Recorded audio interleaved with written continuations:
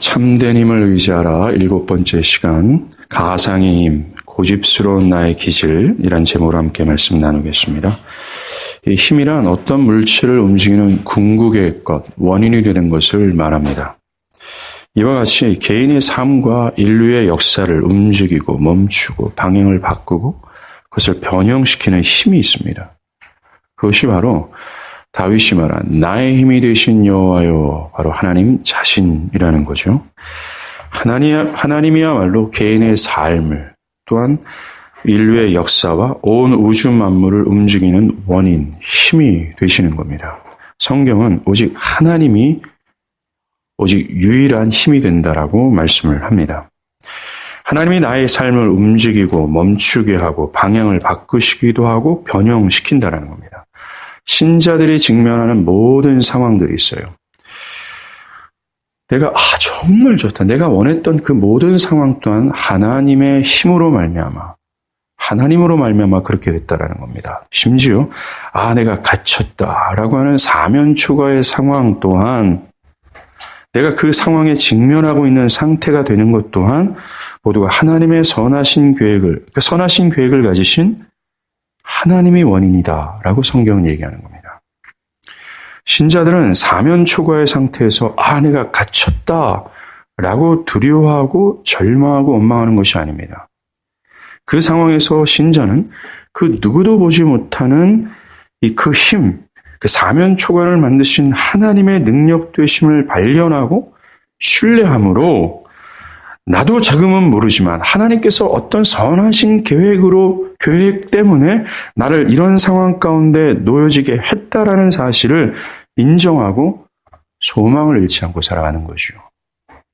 바울이 말한 것처럼 자신이 어떤 상황에 놓인다 할지라도 풍부에 처하거나 정말 배고픔에 처하거나 로마의 감옥에 갇혀서 앞날이 정말 침울한 상황에 있다 할지라도 바울이 뭐라고 그랬어요? 내가 하나님으로 말미암아 자족한다라고 얘기합니다.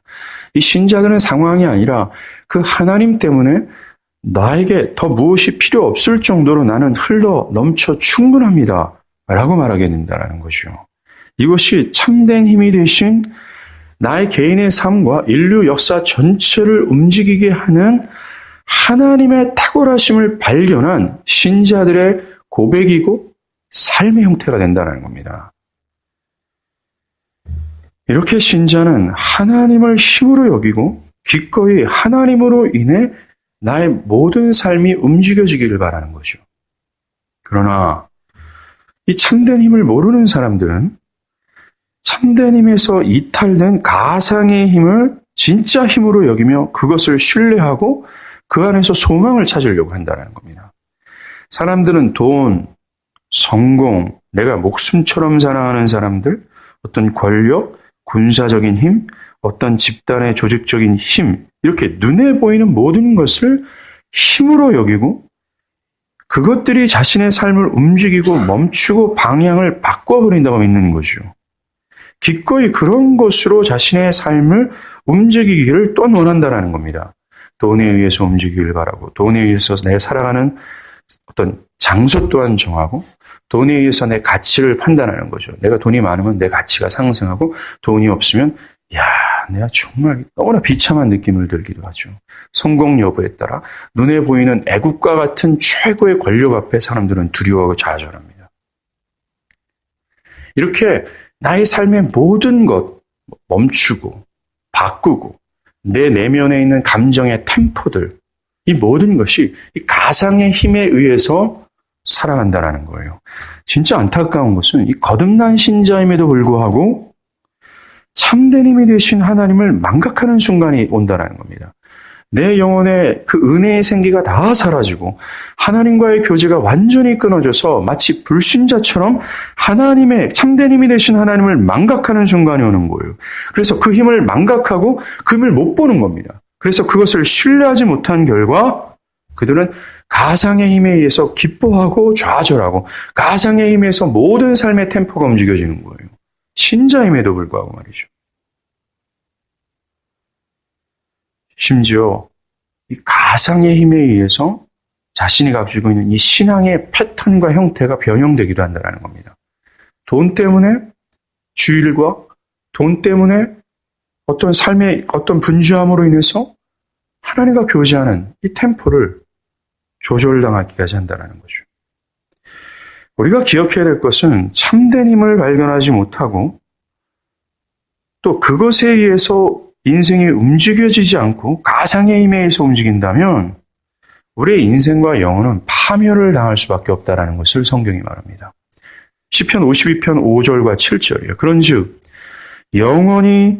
하나님이 영원히 너를 멸하시며 너를 붙잡아 네 장막에서 뽑아내며 살아있는 땅에서 내 뿌리를 뽑아내시리니 이 사람은 하나님을 자기 힘으로 삼지 아니하고 오직 자기의 재물의 풍부함을 의지하며 자기의 악으로 스스로 든든하게 하던 자다 하리로다. 즉 하나님을 자기의 힘으로 삼지 않고 재물의 풍부함과 가상의 힘을 의지하는 자들을 향해서 하나님은 내가 이 살아있는 땅에서 너를 뽑아버릴 거야 라고 말씀하시는 거죠. 우리가 이 주제를 다루고 있는 이 첫 번째 이유는 나의 인생을 진짜 움직이고 멈추고 그 방향을 바꾸고 나의 삶을 변형시키는 이 힘의 참됨이 과연 무엇인지를 깨닫기 위한 거라는 거예요.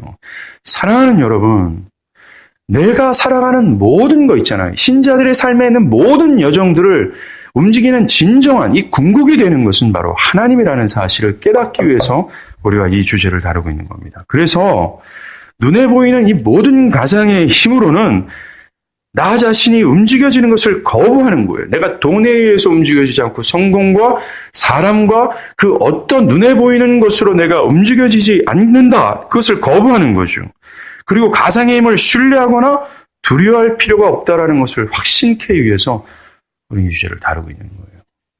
그리고 이 주제를 다루고 있는 두 번째 목적은 과연 정말 내가 이 참된 힘이 되시는 하나님을 보고 신뢰하며 살아가고 있는지, 그의 힘에서 내가 움직여지고 있는지, 아니면 가상의 힘에 의해서 살아가고 있는지를 깨닫기, 자신을 분명히 성찰하기 위해서 우리는 이 주제를 다루고 있는 겁니다. 만약 가상의 힘을 의지하고 그것으로 인해 내 인생이 또 내 신앙의 형태가 움직여진다면 둘 중 하나입니다. 하나는 하나님과의 교제가 결핍되어 영혼의 생기가 사라진 거예요. 아니면 신중하게 말씀을 드립니다. 하나님이 아닌 가상의 힘에 의해서 내 미래의 성공 여부에 의해서 내 인생과 내 삶과 내 신앙마저도 움직여지고 있다면 참된 힘을 아직 깨닫지 못한 회심치 않는 상태인지를 우린 돌아봐야 되는 거예요. 은혜가 떨어졌든지 아니면 근본적으로 회심을 하지 못했든지라는 겁니다. 이렇게 나의 회심의 여부를 돌아보기 위한 목적으로 우리는 이 큰 주제를 다루고 있는 겁니다. 오늘 주제로 들어갑니다. 오늘은 가상의 힘 네 번째로 이 힘은 보이지 않습니다. 그러나 실질적으로 나의 자신을 움직이는 매우 강력한 힘이죠. 이것은 다른 사람들을 대하는 나의 태도와 말의 억양에 영향을 줍니다. 또한 내가 하는 선택과 결정에 중대한 영향을 줄 뿐만 아니라 나의 삶의 모든 것에 어떤 궁극이 되는 라고 말할 수 있는 힘이에요. 한마디로 나의 삶의 전방위적으로 끼치는 영향력을 끼치는 힘입니다. 이게 바로 뭔지 아십니까? 바로 내 안에 고집스러운 나의 기질과 성품이 되는 거예요. 이것은 타고난 마음의 성질을 기반으로 해서 자라나는 환경과 상황에 따라 다양한 형태의 모습으로 형성됩니다. 기질과 성품이요. 사람들은 그렇게 형성된 자신의 기질과 성품에 따라 움직이는 거예요. 그것이 힘으로 작용을 하는 겁니다. 기질과 성품이 좋아하는 대로 행동하고 말하고 선택하고 결정한다는 겁니다. 주변에서 우리는 이런 말들을 많이 듣습니다. 나는 원래 성격이 그래요. 그래서 나는 내 성격이 그렇기 때문에 나는 그것을 하기가 참 어렵습니다. 나는 생겨난 것이 이렇습니다. 난 타고난 것이 이렇게 이래서 그런 것을 하기가 참 부담스럽습니다. 일은 나에게 정말 꼭 맞는 일입니다. 심지어 나는 생겨온 것이 이래서 그런 종류의 하나님의 말씀을 순종하기가 난 불가능합니다. 그것은 내 기질과 성품으로는 도저히 따라갈 수 없는 명령입니다. 아니면 때로는 나는 낯간지러워가지고 난 그런 거 잘 못합니다. 이 모든 말들이 바로 나의 기질을 설명하는 것이고 또는 내가 그 기질에 따라 움직여지고 있다라고 고백하는 말과 같다는 거죠. 사람들은 철저히 자신의 기질을 고집하고 그것이 힘으로 작용해서 개인의 삶을 움직인다라고 말합니다.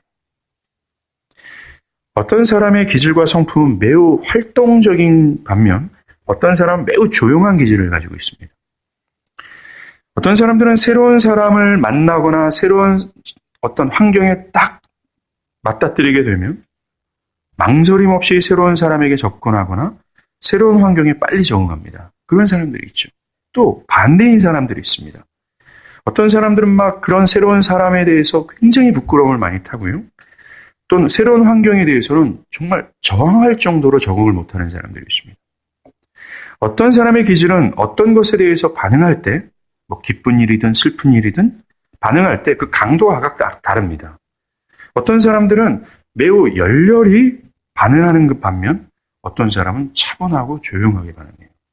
예를 들어서 나야가라 같은 아주 웅장한 자연 만물 앞에 딱 서면 어떤 사람들은 막 그레이트 하면서 막 흥분하고 너무 좋아요 라고 얘기해요.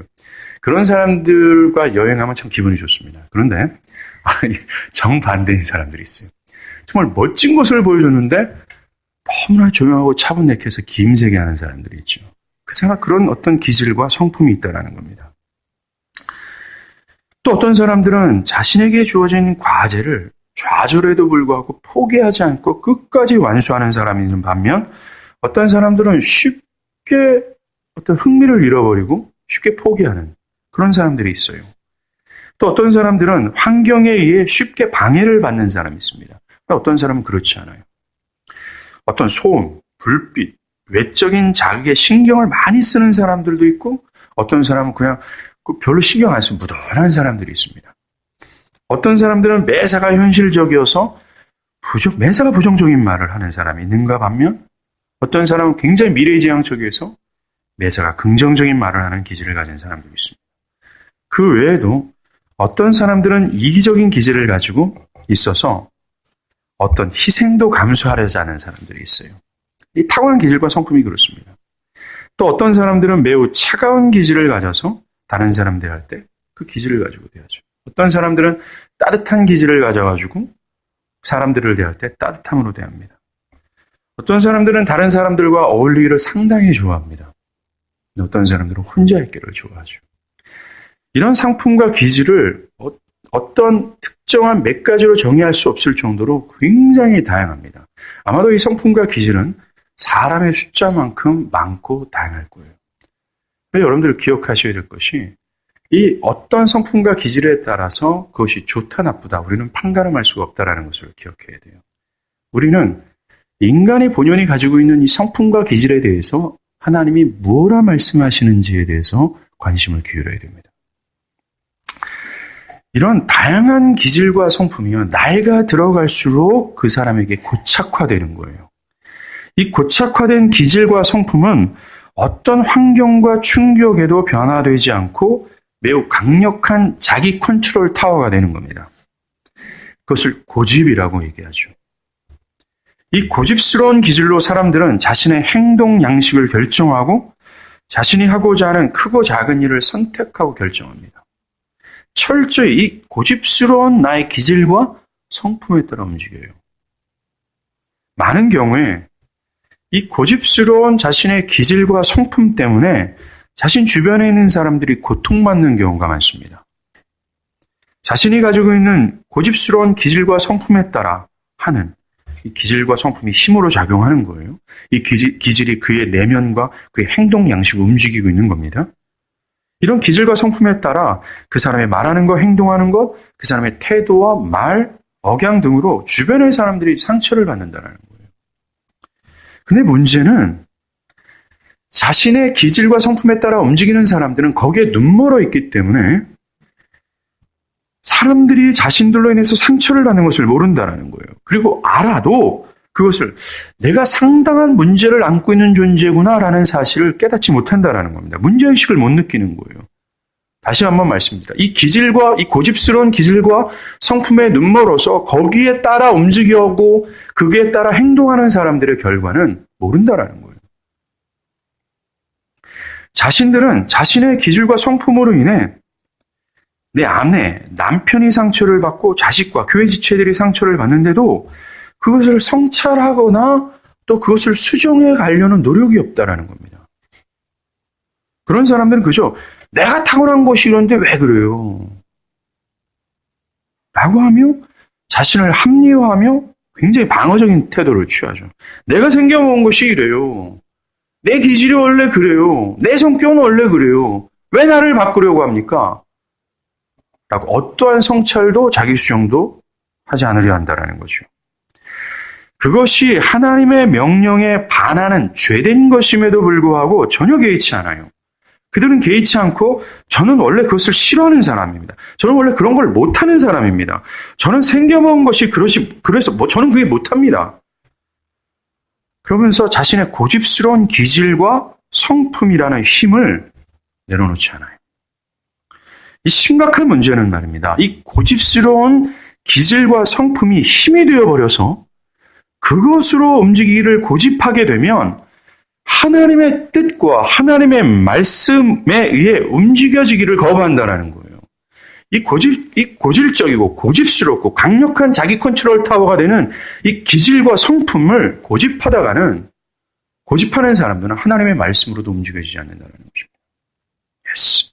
사랑하고 친절히 행하며 감사하는 말을 하고 서로를 격려하고 낮은 곳에서 섬기며 서로 악수하고 칭찬하며 모이기를 힘쓰고 서로 떡을 떼고 간절히 기도하고 어린아이처럼 자기를 낮추고 화내지 말고 교회를 세우고 선한 말을 하며 먼저 사랑하고 먼저 악수하고 먼저 말을 걸고 자기를 부인하고 십자가를 지는 이 모든 하나님의 명령에 움직여지지 않는다는 거예요.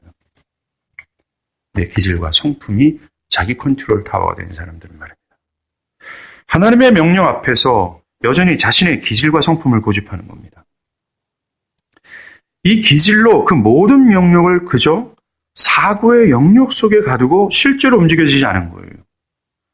그에겐 주님의 말씀과 명령은 그저 사변적인 것이 됩니다. 실제적인 것이 되지 않는 거예요. 나 다 압니다. 그것을 나는 다 알고 있고 내가 다 알고 있는 그런 지식입니다.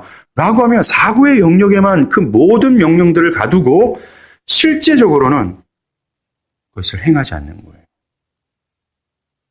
아무리 하나님의 말씀을 권면해도 그 말씀을 듣고 떠들어도 여전히 그 고집스러운 기질과 성품은 무너지지 않는 겁니다. 그에게 아무리 선한 지식이 있다고 할지라도 그 선한 지식이 아무런 소용이 없는 거예요. 문제가 바로 그 사람이 갖고 있는 고집스러운 기질과 성품이라는 겁니다.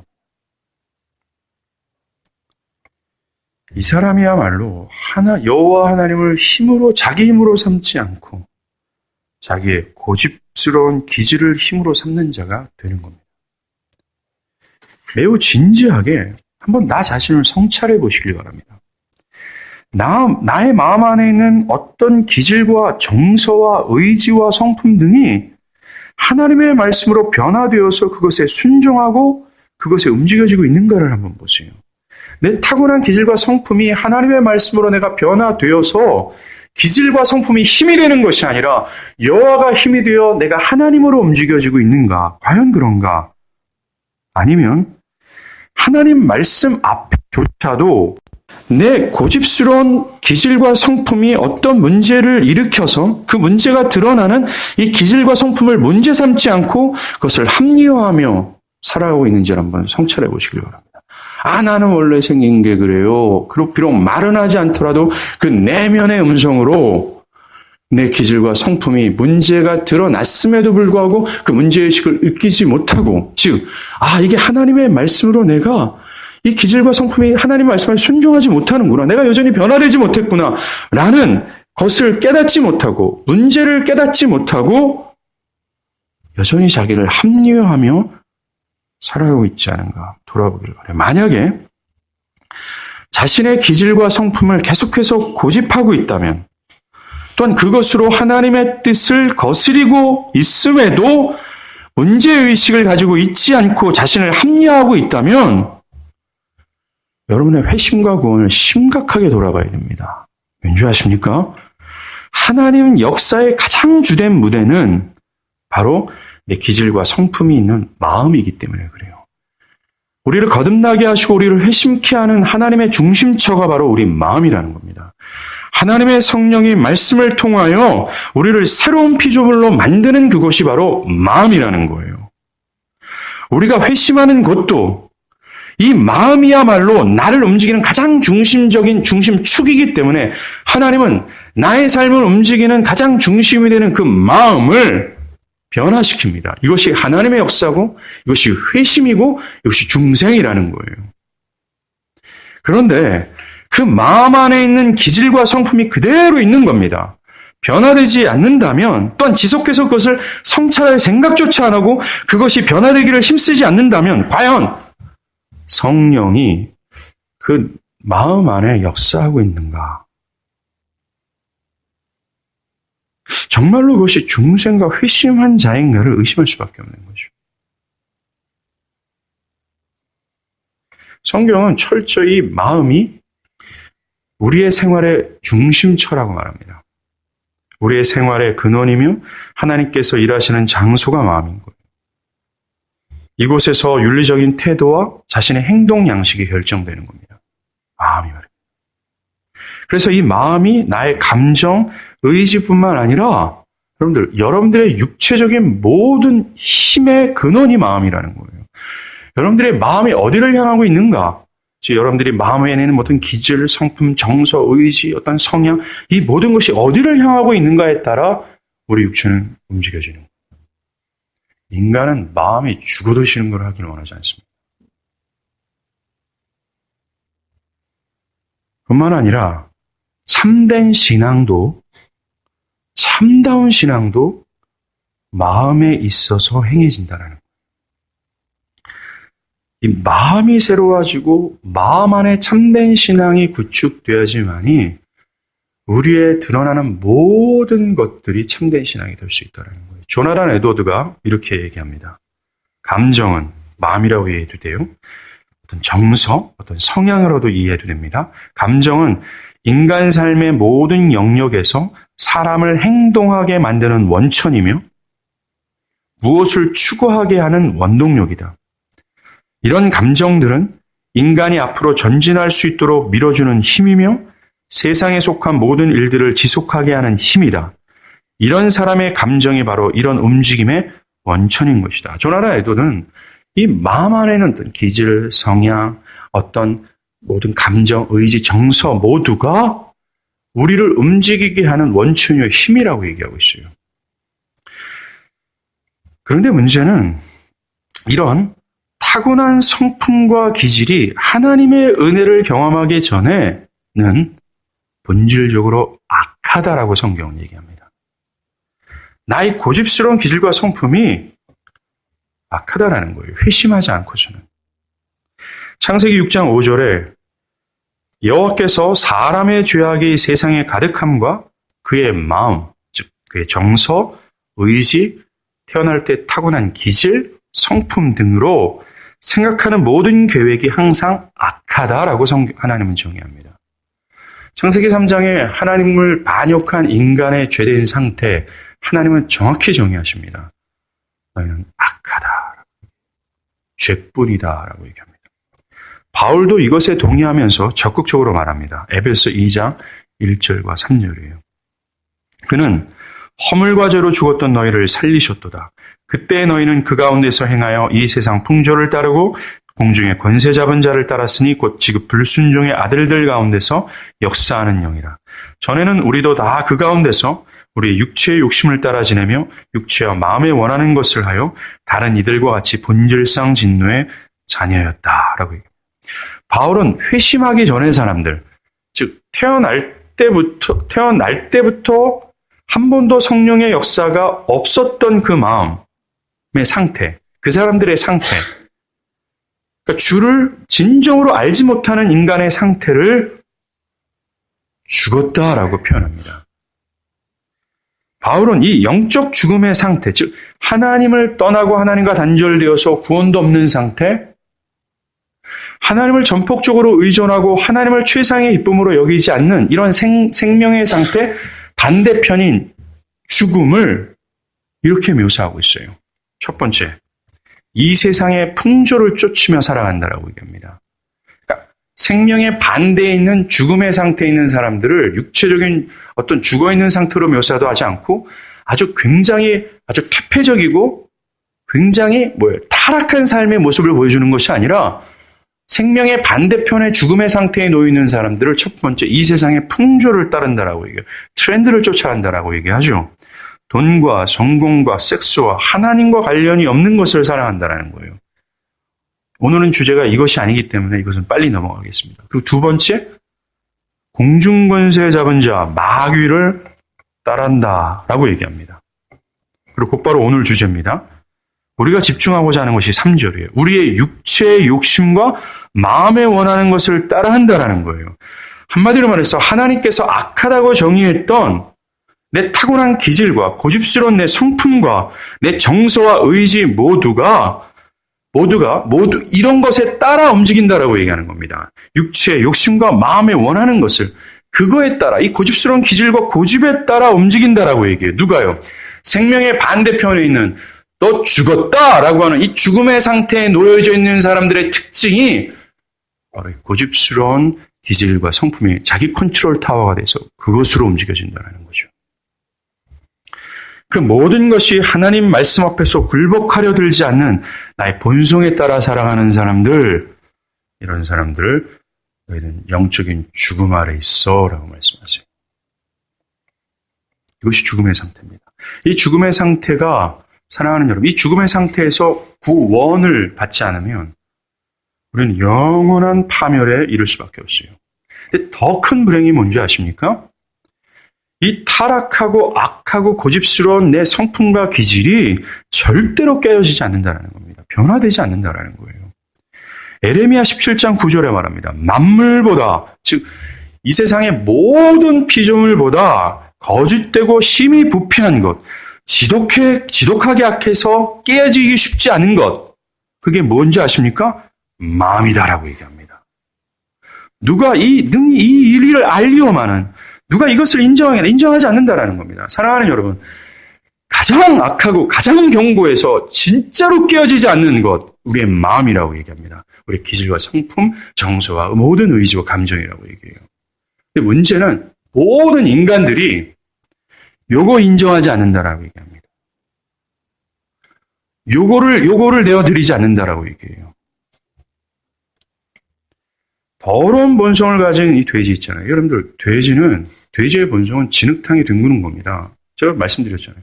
돼지를 아무리 깨끗하게 목욕시켜도 돼지는 쉽게 다시 진흙 가서 뒹굽니다. 그걸로 좋아해요. 그게 본성입니다. 근데 고양이는 달라요. 연하게 씻지 않습니까? 더러운 본성을 가진 돼지는 씻어줘도 돼지의 본성 그대로 남습니다. 깨끗한 것을 좋아하는 고양이는 더럽혀질 수 있지만 깨끗한 본성 그대로 남아있어요. 사랑하는 여러분, 지금 성경은 우리의 타고난 본성과 마음의 상태와 기질과 성품과 정서와 의지, 그것을 겨냥하고 있습니다. 요걸 악하다고 얘기해요. 근데 요게 안 깨진다라고 얘기합니다. 인간의 힘으로는, 인간의 의지로는.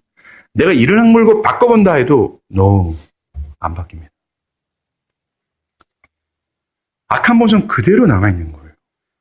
우리의 본성이 악하기 때문에 우리가 하는 모든 삶의 방향과 우리가 하는 모든 것들이 악할 수밖에 없어요. 수많은 사람들이 하나님의 말씀을 듣습니다. 오늘 주일날 수백만의 사람들이 하나님의 말씀을 듣고 있어요. 그런데 그 말씀이 그들의 성품과 행동을 전혀 변화시키지 못하는 것 같습니다. 너무나 많은 사람들이 교회를 주구장창 다니지만 그 하나님의 말씀이 그들의 마음의 변혁을 일으키지 못하는 거예요. 그들의 그래서 행동을 변화시키지 못하는 겁니다.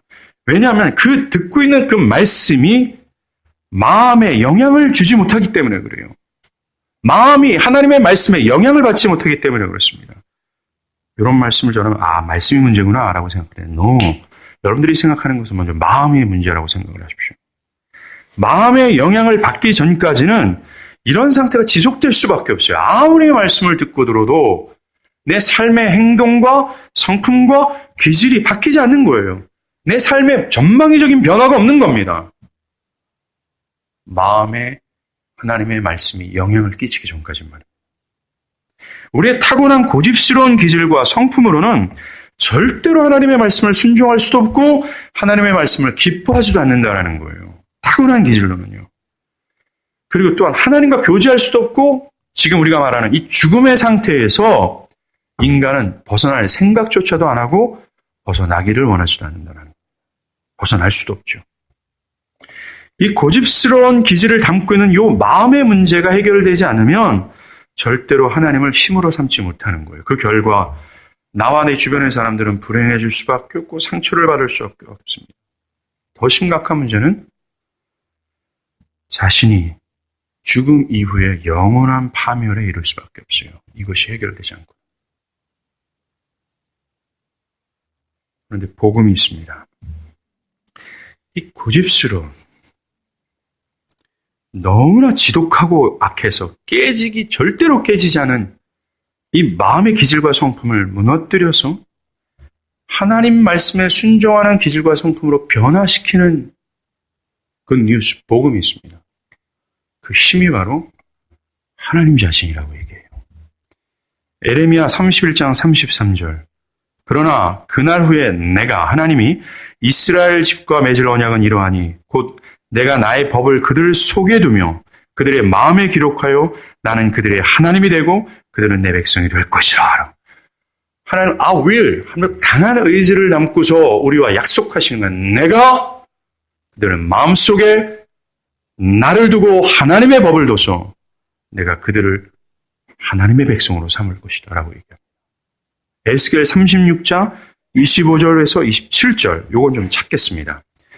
에스겔 36장 25절에서 27절이에요.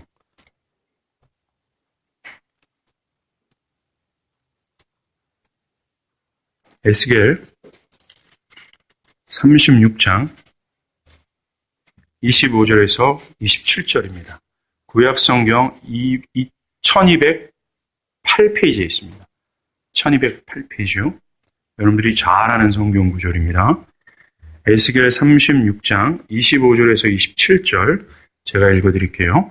맑은 물을 너에게 뿌려서 너희로 정결하게 하되 곧 너희 모든 더러운 것에서와 모든 우상 숭배에서 너희를 정결하게 할 것이며 지금부터가 중요합니다. 또 새 영을 너희 속에 두고 새 마음을 너희에게 주되 너희 육신에서 굳은 마음을 제하고 부드러운 마음을 줄 것이며 또 내 영을 너희 속에 두어 너희로 내 율례를 행하게 하리니 너희가 내 규례를 지켜 행할지라. 우리가 읽은 본문에서 내 속, 네 마음이라고 하는 이 마음을 표현한 단어가 5번이나 거론돼요. 하나님은 계속해서 우리의 마음, 우리의 내면 안에 있는 기질, 성품, 정서, 의지, 모든 감정을 포커스해서 다 계수로 해서 뭔가를 하신다라고 말씀하십니다. 내 굳은 마음, 악하고 고집스러운 이 기질과 성품, 그리고 굳은 마음이라는 딱딱해서 완전히 깨어지지 않는 그런 마음들 있지 않습니까? 하나님은 그 굳은 마음을 제거하신다라고 얘기해요. 산산히 무너뜨리고 부드러운 마음을 준다고 얘기합니다. 어떻게? 고집을 내려놓고 하나님의 말씀을 따를 수 있는 기질과 성품으로 바뀌어버린다는 거예요. 그리고 갈라디아서 4장 6절 바울도 얘기합니다. 네가 아들임으로 하나님이 그 아들의 영을 우리 마음 가운데 보내사 아빠, 아버지로 부르게 하셨다. 여기서 아빠라는 단어가 이 아람어인데 이 아바라는 단어가 의성어 감탄어예요. 감탄형 의성입니다. 우리가 놀라운 장면을 보면 와 하잖아요. 이 아바라는 것을 누가 하나님을 아바 아버지라고 부르는지 아십니까? 성령께서 우리가 오늘 읽은 본문입니다. 성령께서 우리의 영의 눈을 열어서 하나님의 가장 탁월하고 아름다운 하나님을 볼 때 우리는 아바라고 얘기하는 와. 그 사람들만이 하나님을 아바 아버지로 부르는 거예요. 근데 하나님을 아바 아버지라고 부를 수 있도록 하게 하시는 분이 누구라고 얘기합니까? 하나님이 그 아들의 영, 성령을 통해서 그렇게 만들어 보신다고 얘기하시는 거죠. 우리가 지금 본 이 세 구절 모두가 하나님이 일하시는 곳이 마음이라고 말합니다. 그러면서 참된 힘이 되신 하나님께서 우리의 고집스러움, 진짜 고집스럽지 않습니까? 나 자신을 봐도 좀 더러울 정도로 정말 강해요. 정말 절대로 무너지지 않을 것 같습니다. 근데 요거를 산산이 부서지고 부드러운 새 마음을 주신다고 말씀하십니다. 누가요? 하나님. 그뿐만이 아닙니다. 우리는 하나님의 역사를 굉장히 소극적으로 생각하는데 좀 더 적극적인 겁니다. 이 악하고 고집스러운 것을 무너뜨릴 뿐만 아니라 또 적극적으로 이걸 변화시켜서 고집을 내려놓을 뿐만 아니라 하나님의 말씀에 순종하는 자로라고 하는 거예요. 그전에는 우리가 우리의 성품과 기질에 따라 움직였습니다. 거기에 따라 우리는 선택했고 우리의 행동 양식을 결정했고 내 말하는 것과 사람을 대하는 것과 어떤 것을 섬기는 모든 것이 내 기질과 성품의 힘이 되어 거기에 따라 움직였어요. 그런데 하나님의 역사는 회심이라고 얘기하죠. 회심의 역사는 더 적극적입니다. 이것이 무너질 뿐만 아니라 내 모든 정서와 의지와 감정과 내 모든 마음이 하나님의 말씀을 따르기를 기뻐하도록 하나님 만드신다는 거예요.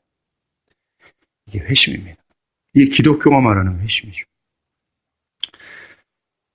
솔로몬이 성전 건축을 완공합니다. 그리고 이 성전 건축을 도와준 이 히람이라는 사람한테 갈릴리 20개 성 중 하나를 줍니다.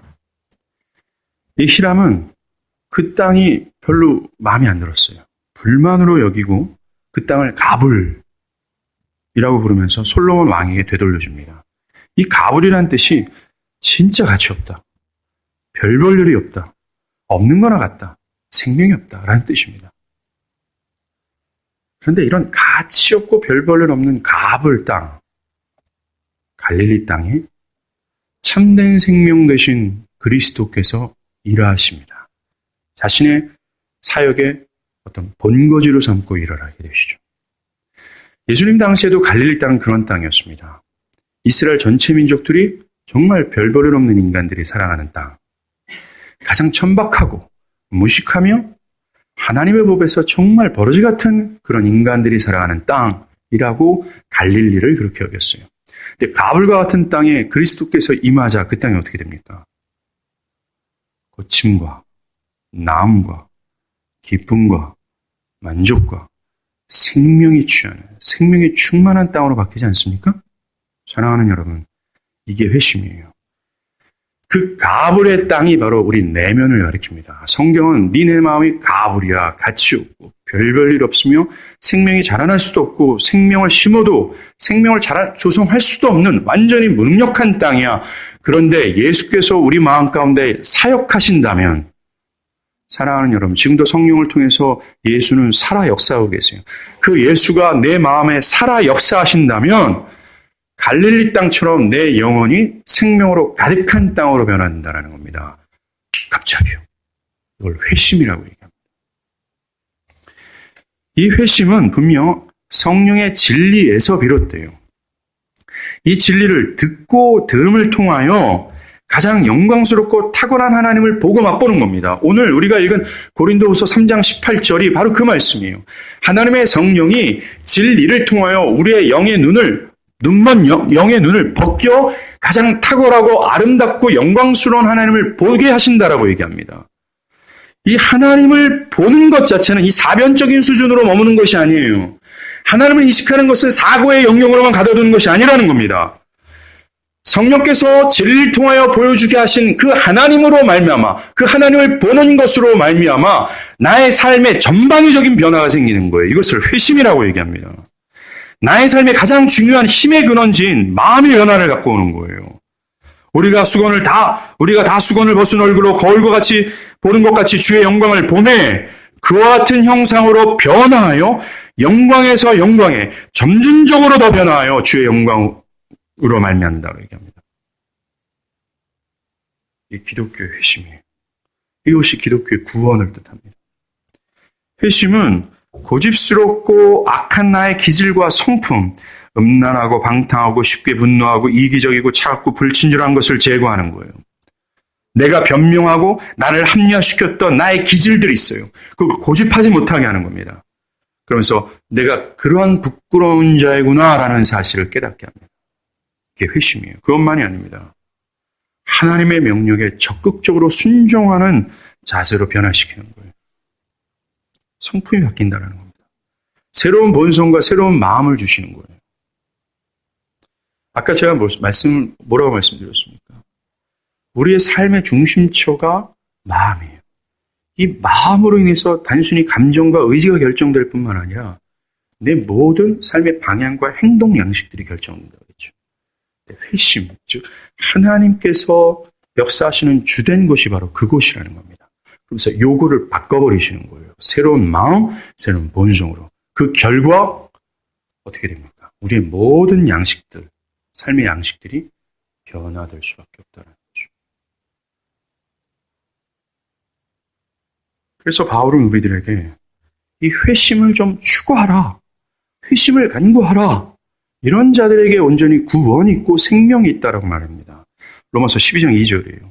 너희는 이 세대를 본받지 말고, 이 세대가 뭡니까?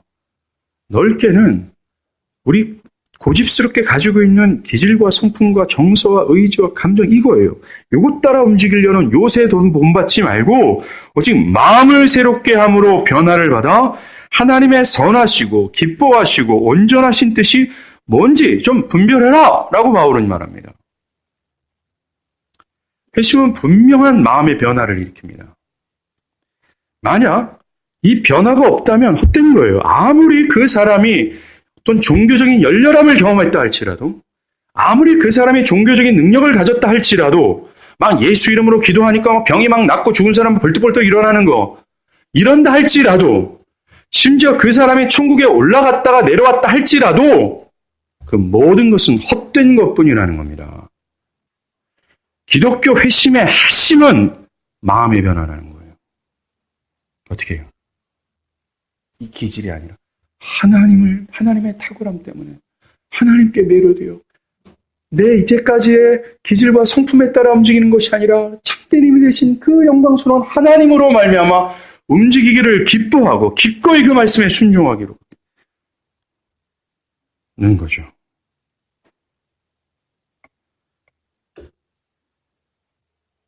회심은 사람들을 죄에서부터 하나님으로 이렇게 변화시키는 거예요.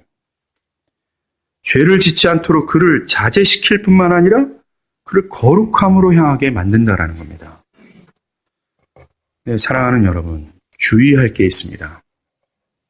회심은 나의 본선적 기질을 완전히 뽑지는 않는 거예요.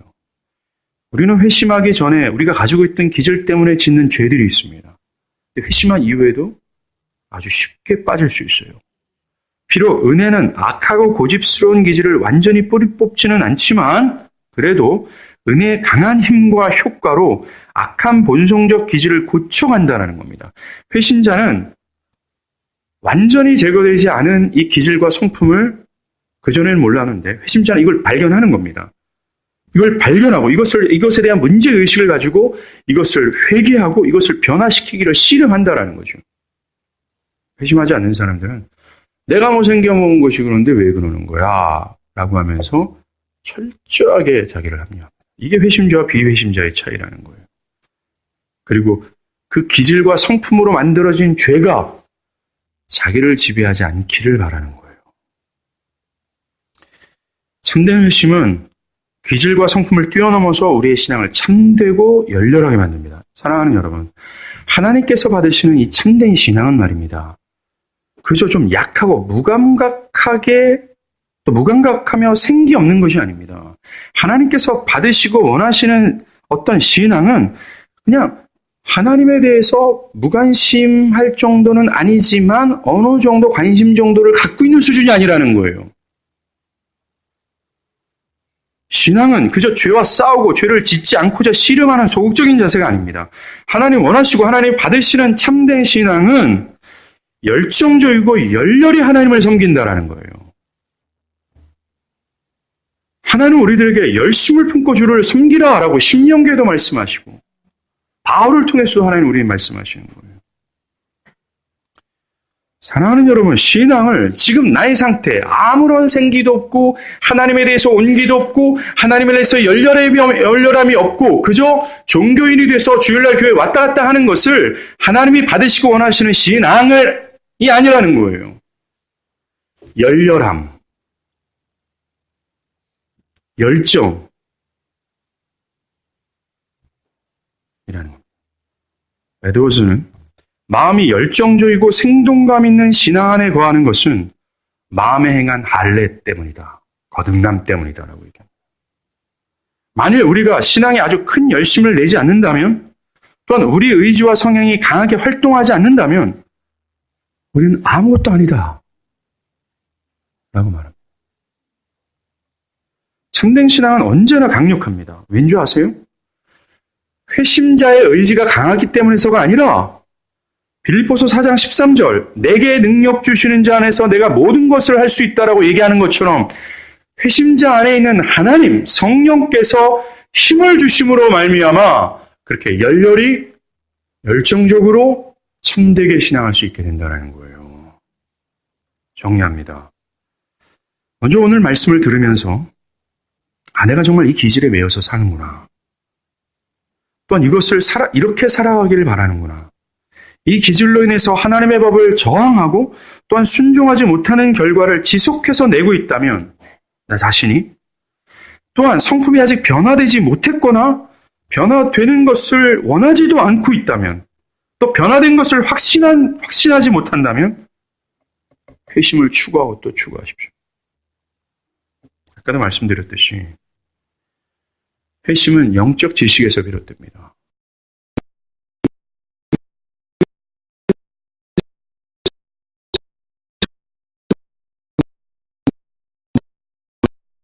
문제의식을 느끼지 못하고 이것에 내가 회개하지 못하고 이것의 변화에 힘쓰지 못하는구나 라고 했다면 정말 회심을 추구하십시오. 이 회심은 하나님 말씀으로부터 비롯된다고 얘기해요. 듣고 또 듣고 주장창 들으십시오. 그리고 말씀이 내 마음에 영향을 끼치도록 하나님께 간절히 바라며 이 회심을 추구하십시오. 회심이 아니면 죽습니다. 또한 회심한 신자들에게 말씀드립니다. 신자임에도 여전히 이 기질과 싸우고 또 쓰러지고 또 지고 때로는 승리하는 것 같은데 쓰러지고 일어나는 것을 반복하는 분들은 이 말씀을 들으십시오. 토마스 아킨퍼스가 1441년에 본성의 타락과 신적인 은총의 효과에 대해서 이렇게 얘기합니다. 저는 기도문을 하는 거예요. 주 나의 하나님, 주께서 주의 형상과 모양대로 저를 지으셨사오니 제게 은총을 허락하소서. 이 은총이 얼마나 크며 구원에 얼마나 필요한지 주께서 보여주셨는데 이는 저를 죄악과 파멸로 이끄는 저의 가장 악한 본성, 기질과 감정을 이기게 하기 위함입니다. 하나님 나에게 은총을 주시옵소서. 그 은총으로 내가 내 이 고집스러운 이 감정과 기질과 성품을 좀 이기게 해 주시옵소서. 라고 기도하고 있어요. 이는 제가 지체 속에서 영의 법에 거스리고 저를 사로잡는 죄의 법을 느끼며 그래서 수많은 일 가운데 저의 감각성, 이 기질을 따르게 되어 주의 가장 거룩한 은총이 불처럼 제 마음에 스며들어 저를 돕지 못한다면 이 기질 때문에 하나님의 말씀이 이렇게 들어오지 못한다라는 거예요. 저는 이 감각성, 기질의 연정에 정할 길이 없기 때문입니다. 내 힘으로는 이 기질과 성품을 정할 수 없어요. 그래서 내게 은총을 주세요 라고 기도하는 겁니다. 언제나 이 악한 본성을 극복하기 위해 주의 은총이, 그것도 주의 크신 은총이 필요합니다. 이 타락한 본성은 여전히 남아있어서 회심한 이후에도 조그만 능력이 잿더미 속에 숨어진 불씨 같기 때문입니다. 여러분들 막 불이 나서 막 불이 다 꺼지고 하는데 불씨가 엉엉엉 하잖아요. 이거 바라보면서 여기다 고구마 구우면 맛있겠다. 요 생각하지 마시고 요게 여전히 회심한 가운데 살아있는 내 이 성품과 기질이구나. 언제 불씨가 확 붙어서 이게 있구나. 이걸 깨닫길 바랍니다. 그래서 제가 이성보다는 감각성, 기질에 더욱 종속되기 때문에 육시로는 죄의 법을 섬기게 됩니다. 그러므로 원함은 제게 있으나 선을 행하지 못합니다. 주의 은총을 떠나서는 제가 아무것도 할 수 없습니다. 주의 은총으로 말미암아 제게 능력 주신 자 안에서 모든 것을 할 수 있습니다라고 회심했음에도 불구하고 여전히 주의 능력 가운데 내가 살아가기를 은총을 구하고 또 구하는 거예요. 이것이 신자가 걸어야 될 마땅한 삶의 자세가 되는 겁니다. 하나님, 내가 이 타고난 고집스러운 이것으로 살아가지 않고 하나님의 은총으로 그것을 이기게 해주시옵소서라고 하며 은혜를 구하고 구하는 겁니다. 바라기는 기질과 성품에 의해서 움직여지는 것이 아니라 하나님의 은총을 힘입어 하나님으로 움직이는 저와 여러분이 되기를 바랍니다. 기도하시겠습니다.